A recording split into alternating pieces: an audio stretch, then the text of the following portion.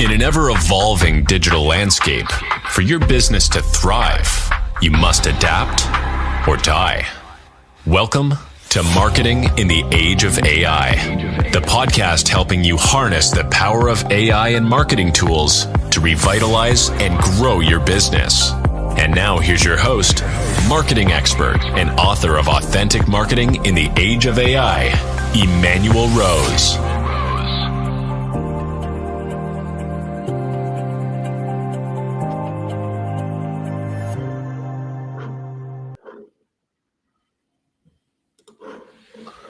Welcome to this episode of Marketing in the Age of AI. Today, we're going to delve a little bit into the HR side of things and understand how AI is supporting the development and sourcing of human capital correctly. And my guest today is Scott Morris, and he has over 20 years as a Chief People Officer, and he's honed a deep understanding of workplace dynamics. Oh boy, that's its own separate book we're going to need to dig into. Now at the helm of Propulsion AI, he's channeling the expertise into redefining the essence of fit in the workplace. Think of Propulsion as eHarmony for work, creating genuine engagement and real results.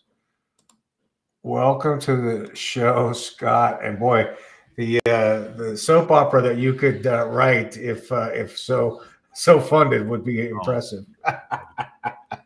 Let me tell you something.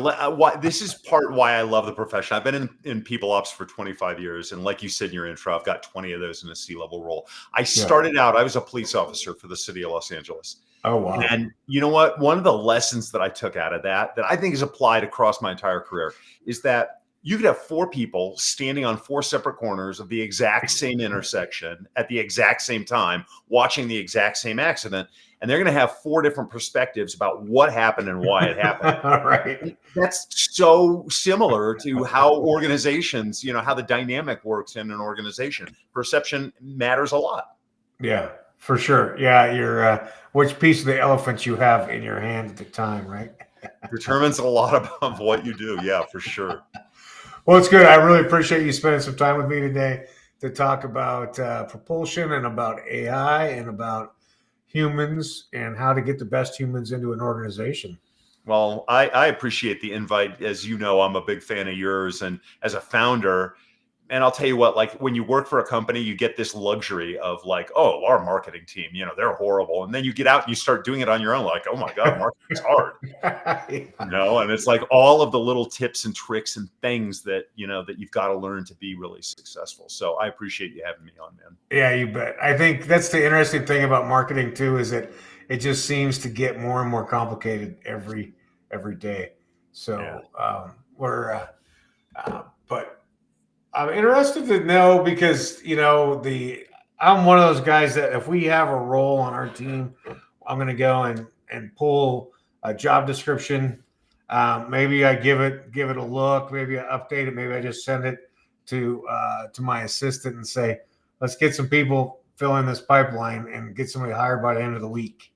So what is it that you're doing at Propulsion that obviously makes that kind of a 1920s style process more into the 2020 style? Well, here, let me make it okay for you, like to begin with, because Emanuel, you're just like in that description, you're just like a lot of us, right? Yeah. We're not, none of us are really operating differently from that. But you got to think about if I ask you as a leader, and if I ask most leaders, what do you want overall, when you think about the person that's going to fill this role, and even irrespective of what the role is, if I were to ask, what do you want?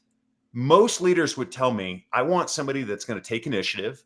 I want somebody that's going to be accountable as an employee. I want somebody who's going to own the work of that role. And you know what? And those are reasonable requests. But the ways that we start out thinking about the role are going to determine a lot of that success. So we'll get to propulsion in a second. I know you've got questions about that and kind of what we're doing to solve some of these problems, but let me just level set right now that for most organizations, one of the things that managers don't do well is design roles. And when I say design a role, I mean really being thoughtful about how does that role fit into your organizational strategy? What are the outcomes that you need a person to produce? That is different, by the way, than tasks. I'll come back to that in a second. Right. How are you going to measure success? What kind of competencies? What kind of skills do you need? That's the design of the role. And most of us are really bad at getting those details out of our heads and into something useful. And even for those of us who can get the stuff out of our head, the first place we usually run is tasks. And you know what? That works to the exact opposite of what we want.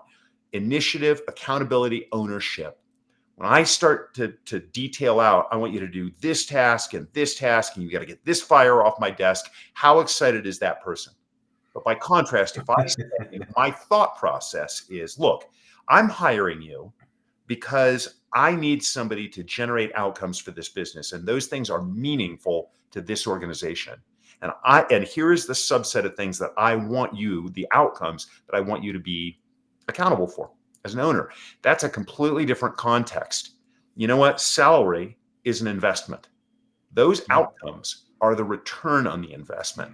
And it doesn't matter how much effort people are putting in if they're not achieving the outcomes. That's why I say that stepping off point makes all the difference in the world. So if you are copying and pasting, or if you're doing something like using ChatGPT for this, which is just, by the way, a faster cut and paste from the web, stop doing that.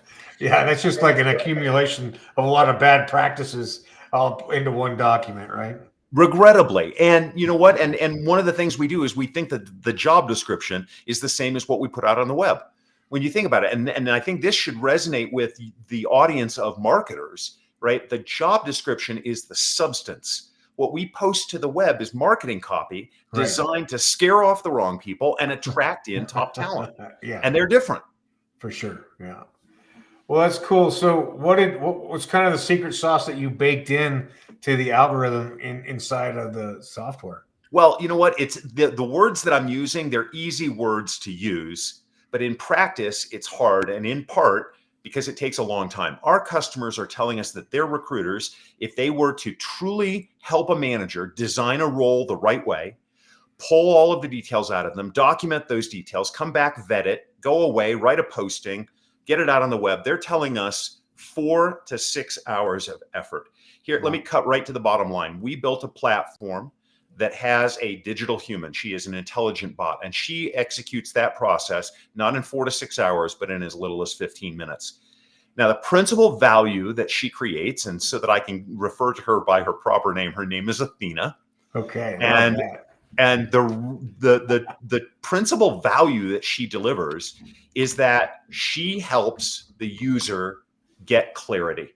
She provokes their thinking, she catalyzes their ideas, and she helps draw those ideas out of the user the same way that they would if they were sitting with an HR business partner or a senior recruiter. So you've got an expert guiding you along the way. But Athena has superpowers that we as humans don't have. The first of them is that she can work in parallel. So as she's interviewing me about this role, and that's effectively what she does, she asks me questions, I give her answers, she makes recommendations and has hypotheses. I give her feedback about those. She rewrites content and we move on, and everything builds one on the next. And so as she's doing that, though, because she's digital, she can do multiple things at once. And so in the course of the interview, she's also writing a performance-based job description that is outcomes oriented, that has customized key performance indicators or KPIs. And she helps turn those KPIs into key results, measurable first year targets that I, as the boss, need achieved. She's going to make recommendations about skills and about competencies. She's going to analyze the range that I want to use for my base salary and help me to understand whether, given the geography, the skills, and the responsibilities, it is an equitable range, or whether I need to maybe adjust my thinking. So she is effectively a digital partner available when and where you want to work, working in a way that is really, really similar to the way that a human partner would work. But here's the added benefit, is that when she takes on that burden, we create bandwidth for the HR team or the talent team, if you have one. And if you don't have one, you just created effectively another member of your team without having to hire. Well, all that wisdom wrapped into one piece of software. Is there a way that I could use this to go back and kind of like rehab my job descriptions and then have those meetings with my team and update existing staff?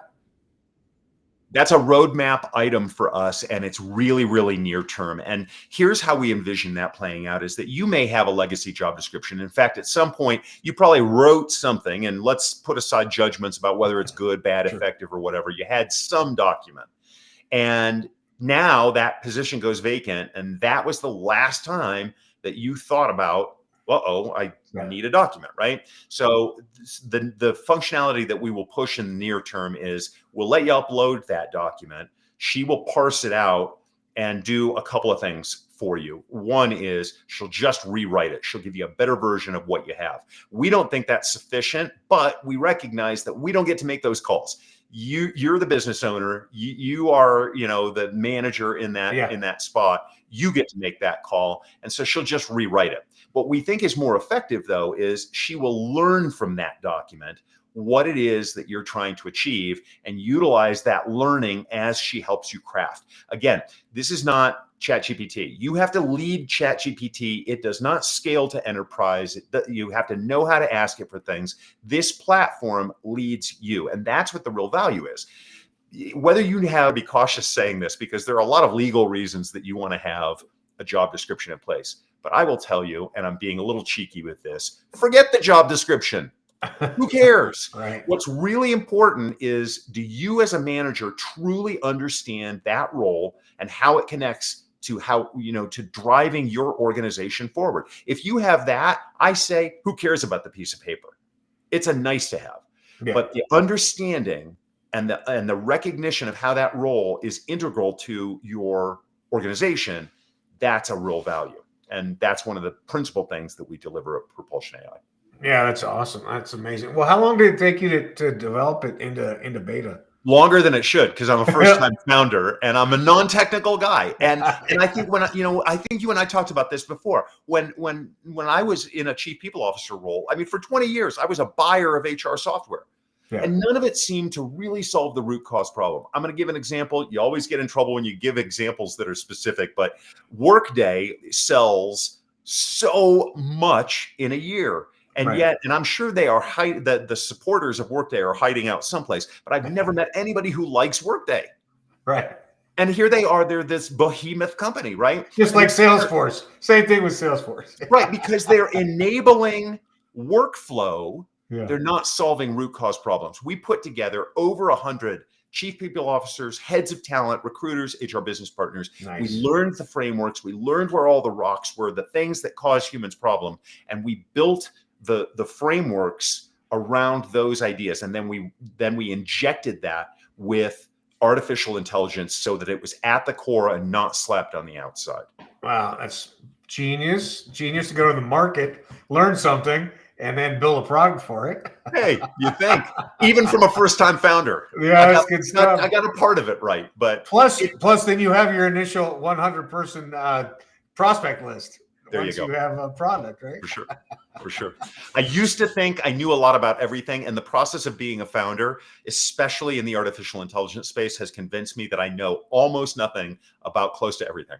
Well, that's a very humble space to occupy. And I'm with you 100% because it's so dynamic, and every day I'm meeting people who are way more versed in a lot of stuff that I don't know anything about. So. Well, we're all racing to catch up, I think, right? I've kind of reached that spot where I'm like, I'm not even racing to catch up anymore. I'm just like, it's moving faster than I can keep up. I'm going to continue to get focused on the things that are super valuable, right? And be about three steps ahead of my clients, and then stay in touch with what's on the bleeding edge. But it's but you know what, it's getting to where you don't have to, and there are the tools, the base tools like the large language models are getting better. Anthropic is about to drop a new one. Well, they're all about to drop new ones, right? We want those tools to get better, but I can go down, by way of analogy, I could go down to Home Depot and I can buy the very best hammer.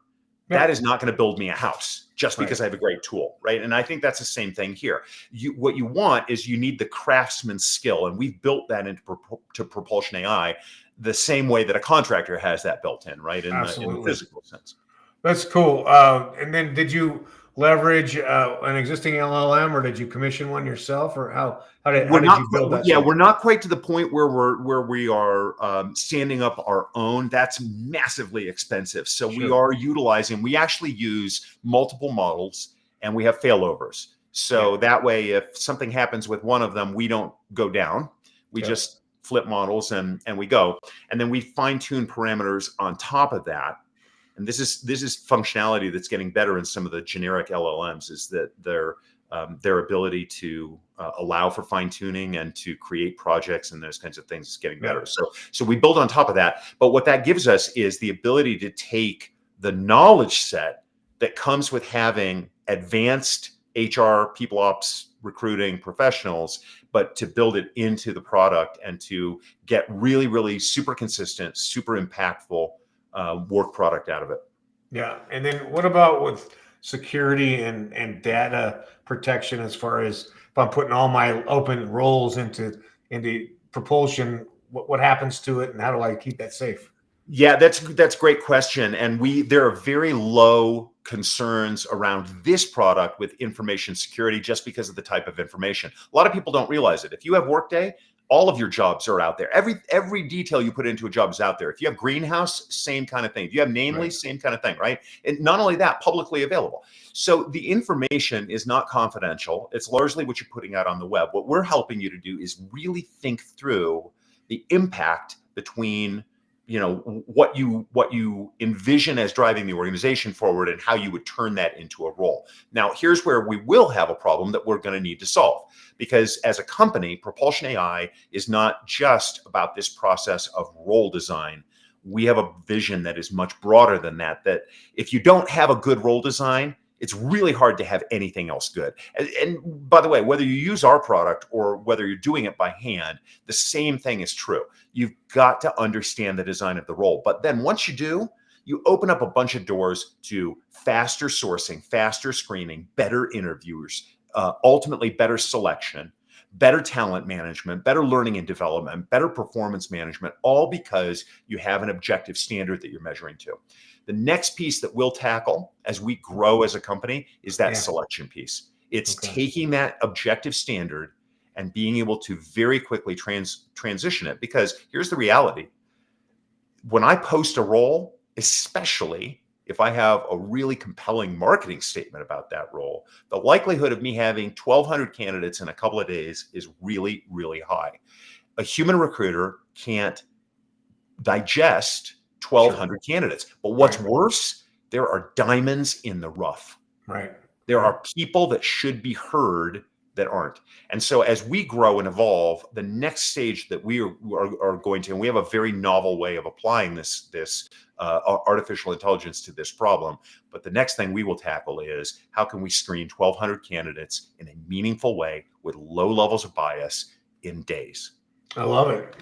Yeah, I mean, I could picture how I'd like to do that. I'd like to first go through and scan all their social media profiles. There's a lot to be learned. And add some ranking based on that. Yeah.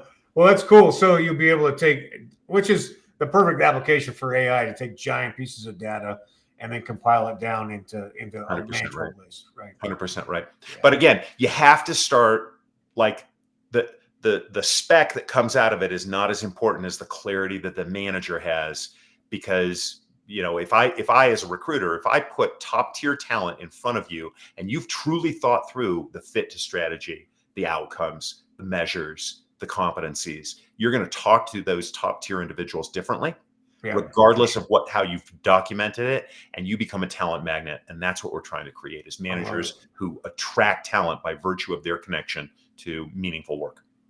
And then what has been your best marketing activity for selling this into the HR people? I got to tell you, I mean, I think it's self-serving, but I think the most has come out of opportunities just like this to be able to talk about the product.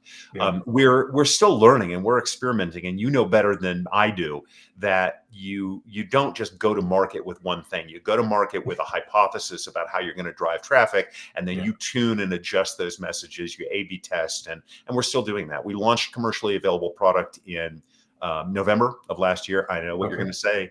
Genius move, trying to release a product around Thanksgiving, Q4. Yeah. Well, you got some data, but maybe not full data at that point. I had wanted to do. I mean, if I was more experienced, we would have done it 6 months earlier. But we were learning. Now, product development. God bless you for developing a product, because until you've done it once or 10 times, you never know how absolutely brutal it is. And the fact you got it to market at all is a testament to your own capacity for perseverance. It is so gratifying, Emanuel. And I mean, you've forgotten more about these things than I'm ever going to learn probably, but it's so gratifying to bring a product forward and then to see the reaction from customers who actually use it. We have rave reviews. You can see some of them on the website, but it's just, even if those weren't there, it's gratifying to listen to people talk about the product, the way it's saving them time, the way it's really helping them to be more thoughtful about their talent and performance management. Yeah, I love it. Well, yeah, congratulations on getting it out there. And I think you've got a great product and a good roadmap. And I know you'll be successful, even if it is a bit painful on some days. Well, almost every day. Yeah, I hear you. Well, I appreciate your time. How do people get in touch with you if they want to have a conversation, Scott? Yeah, thank you for that. So LinkedIn, and I'm happy, by the way, I'm not a consultant. I don't sell consulting services, but I'm happy to help people out. If they have questions about role design, if they want some advice, I'm happy to give it. Best way to connect with me personally, LinkedIn, linkedin.com/n/m_Scott_M. That's my LinkedIn profile. And then if you want to find Propulsion AI on the web, it's https://getpropulsion.ai. All right. And you did not misspell anything, so we know you've done that a few times. And I know all the letters now. So. I'm usually the guy that misspells my own email address. So nice work. I really do appreciate your time. Thanks for telling me about what you're doing, and all the best of luck to you. Great to be here with you. Thank you for the invite. All right. Thanks, Scott. See you, Emanuel. Thanks for listening to Marketing in the Age of AI. Be sure to subscribe wherever you heard this podcast so you never miss a future episode. Your copy of Authentic Marketing in the Age of AI is available at Amazon.com or EmanuelRose.com. You can also connect with Emanuel on LinkedIn. Thanks again for listening, and we'll see you next time.